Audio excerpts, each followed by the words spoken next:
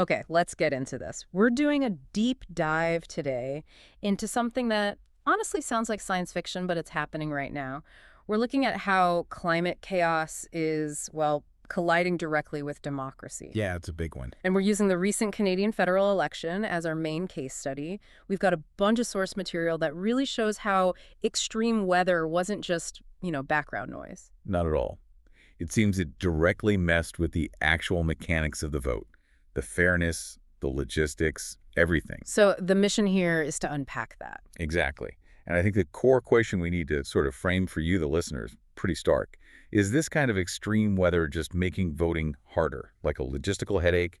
Or is it something deeper, a real structural threat to how democracy actually works? That's the key question. And the setting for this case study, Canada, is critical. We're looking at source material focusing on this large, modern country. Seems stable, right? G7 member. Right. But it's warming at twice the global average. That alone is pretty scary. It really is. And the sources lay out how the wildfires, the floods, the heat domes, how they actually impacted voter turnout, getting registered, even just setting up the polling stations. And that context, the lead up, is just crucial to understanding the pressure here. Canada had been, well, hammered in the years just before this election. And we're not talking just a bit of bad weather. No. We're talking massive landscape-altering events, huge wildfires in BC and Alberta, forcing evacuations again and again. Right, I remember seeing those images. Flooding in Atlantic Canada like they'd never seen before. And then that terrible 2021 heat dome killed hundreds, left people really traumatized. So when the Prime Minister called a snap election, hoping for a stronger mandate, well, the timing was rough. Many communities were literally still picking up the pieces, dealing with loss, displacement, the whole thing. Physically and emotionally rebuilding, yeah. And the political analysts, they jumped right on it. Oh, yeah. They knew immediately this was going to be tight. Turnout would be absolutely critical, especially when you consider Canadian turnout is usually around, 66%? Give or take. So suddenly, it wasn't just about the political messages. It was about, can people actually get to the polls? Are the roads even open? Is it safe?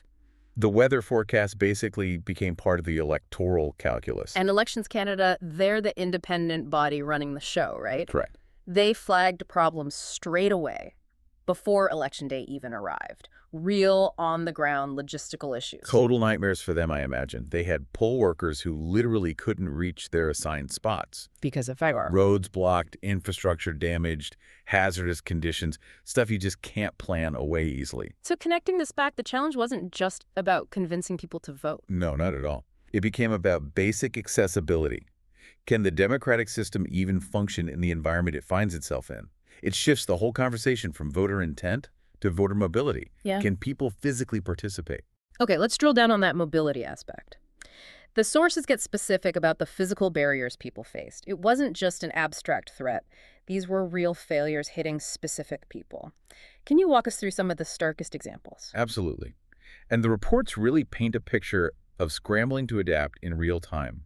Take British Columbia. Wildfires and heavy smoke weren't just a danger. They forced dozens of polling stations to move. Last-minute relocations. Which must cause chaos. Think about it. You show up at your usual spot, the school gym or whatever, and it's closed, maybe evacuated. And you're told the nearest place is 20 miles away, assuming you have a car, assuming the roads are clear, assuming you even find out where to go. And this wasn't isolated to BC, right? Yeah. The sources mentioned Atlantic Canada facing something more like complete cutoffs. Precisely. That's where you see the disaster meet maybe more fragile existing infrastructure. Yeah. In Nova Scotia, the flooding wasn't just high water. It took out bridges, chewed up major roads. So for rural areas. For rural communities, smaller islands. It wasn't just difficult to vote. It was physical isolation. People literally could not get off their land or island to reach a polling station. Full stop. I remember reading that bit about older voters in Newfoundland, too, often relying on those smaller, maybe less maintained rural roads. Exactly. When those wash out, they're completely cut off. It's not about willingness, it's about physical possibility. And beyond the infrastructure, the human impact, the displacement itself was a barrier. Oh, profoundly exclusionary. There's that story in the sources about the family evacuated in BC.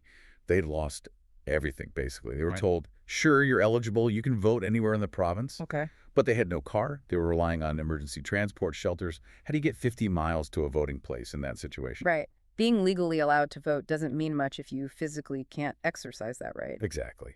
And then you have the heat dome's legacy. The sources talk about the extreme heat on the prairies during the election period. How did that play out? It acted like a silent vote suppressor. Extreme heat is insidious, right? Mm. Especially for older people, Yeah. people with health conditions. Sure. When it's over 40 Celsius, asking someone to walk 10 blocks, or wait for a bus, or even just stand outside for a bit, it's not just uncomfortable, it's dangerous. Risk of heat stroke. You can't ask people to risk their health to vote. You absolutely cannot. It becomes a choice between safety and participation. Putting all this together, the fires, the floods, the heat, the displacement, Yeah. it really makes that quote you found earlier hit hard. Yeah, that one voter who said, "It felt like nature was voting for us. We didn't get to choose." Wow. That's just, it cuts right to the heart of democratic legitimacy, doesn't it? Suggesting the outcome isn't purely up to the citizens anymore. Okay, so that's the human impact, the chaos on the ground. Let's shift to the data. What did the post-election analysis show? We had researchers from University of Toronto, University of British Columbia digging into the numbers. What did they find?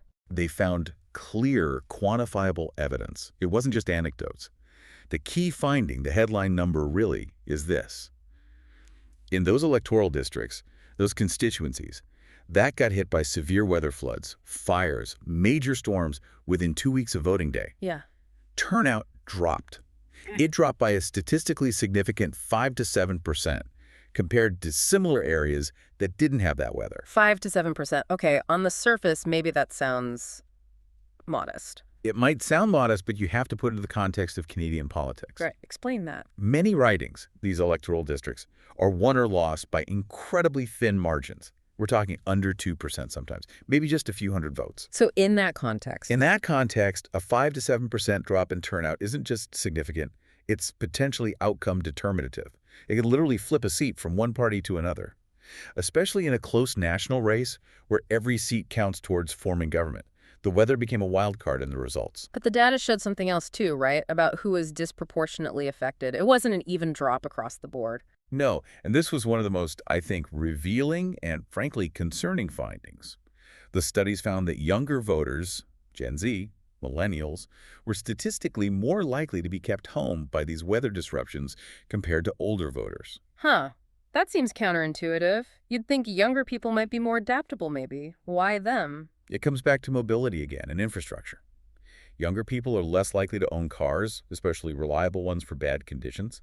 They're more likely to rely on public transit or cycling or just walking to the polls. Okay, makes sense. So extreme heat makes that walk dangerous. A flood shuts down the bus route. Wildfire smoke makes cycling impossible. These aren't minor inconveniences. They're major mobility hurdles for that group. So we end up with this really stark irony that the sources point out. Yeah, it's profound. The very generation that polls show is most worried about climate change, the ones out protesting for climate action. They were the ones. They are the ones most likely to be structurally silenced at the ballot box by the impacts of climate change. Their ability to participate was directly undercut by the crisis they want to fix. That's heavy. And this obviously had political consequences, right? A political ripple effect. While the weather didn't cause some massive political landslide or totally upend the government, it definitely tilted the scales. It skewed the mandate. How did that skew look in practice? Well, you saw that areas that were more urban, maybe with better infrastructure, more resilient public services, turnout held up okay, relatively speaking. Right. But in those rural, often more geographically vulnerable areas, the ones hit hardest by the floods, the fires.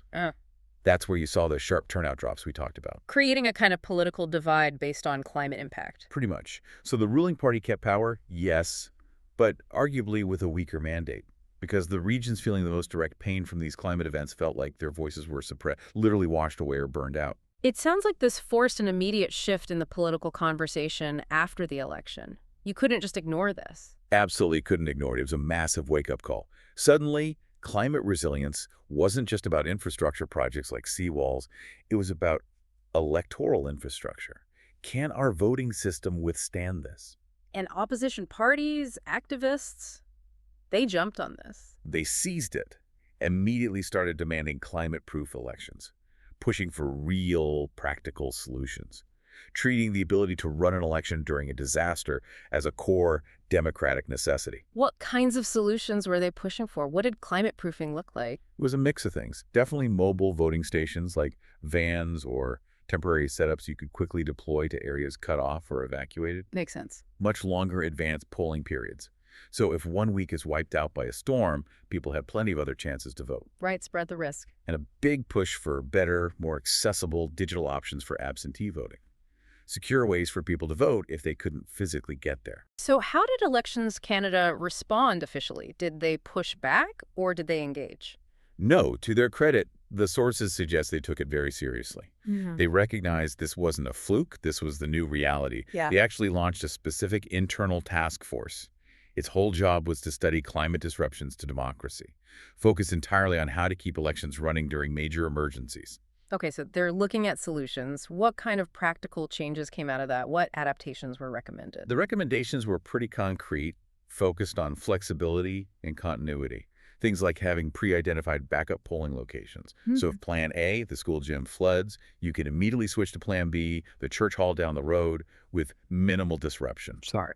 Also, significantly expanding the rules for mail-in voting, especially for people confirmed to be displaced by a disaster, Yeah. making it almost automatic for them. And a really key one, pushing for digital voter verification systems. Why is that so important? Because when people lose their homes in a fire or flood, they often lose everything, including their wallet, their driver's license, their passport, the ID they need to vote. Ah, right. A secure digital system could let them prove who they are using other methods, even if they've lost the physical documents, so they can still cast that ballot. That feels like a necessary shift away from purely paper-based, rigid systems towards something more adaptable. Exactly. Now, there was one other idea floated, which sounds a bit more futuristic, Yeah. blockchain voting.